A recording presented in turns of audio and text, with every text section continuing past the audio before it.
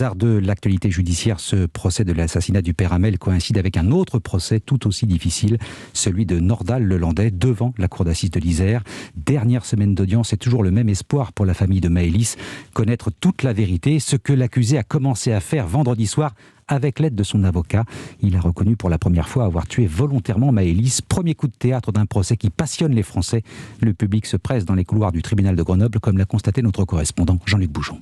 Ils étaient près de 300 vendredi dernier, jour de l'interrogatoire de Lelandais, à attendre une place pour assister au procès. 2 files d'attente de 150 personnes, l'une pour la salle d'audience, l'autre pour la salle de retransmission vidéo, toutes deux ouvertes au public. Un public prêt à patienter longtemps, comme Franck, très touché par le drame vécu par la famille de Maëlys et qui, en fin de journée, attendait encore pour entrer. On attend depuis 11h du matin. On va apporter notre soutien un peu à Maëlys et à la famille. Parce que vous les connaissez ? Pas du tout. Je me mets à la place du papa, de la famille, de la mère, comme des milliers de Français d'ailleurs.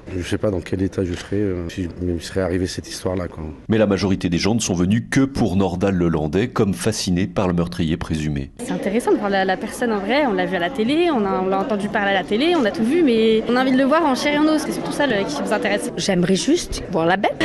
Ben oui, c'est un gars qui a un bagage hyper lourd en lui et qu'il y a une bête qui dort en lui, ça se sent, ça se voit. On le qualifie souvent de monstre, mais ça pourrait être n'importe qui, c'est assez perturbant. C'est vraiment la tête de monsieur tout le monde qu'on pourrait croiser le matin en allant acheter le pain et c'est ce qui le rend effrayant. Un public fasciné, une affluence que les forces de l'ordre sont obligées chaque jour de réguler, d'autant qu'on attend encore plus de monde cette semaine à l'approche du verdict. Grenoble, Jean-Luc Bouchon, Europe.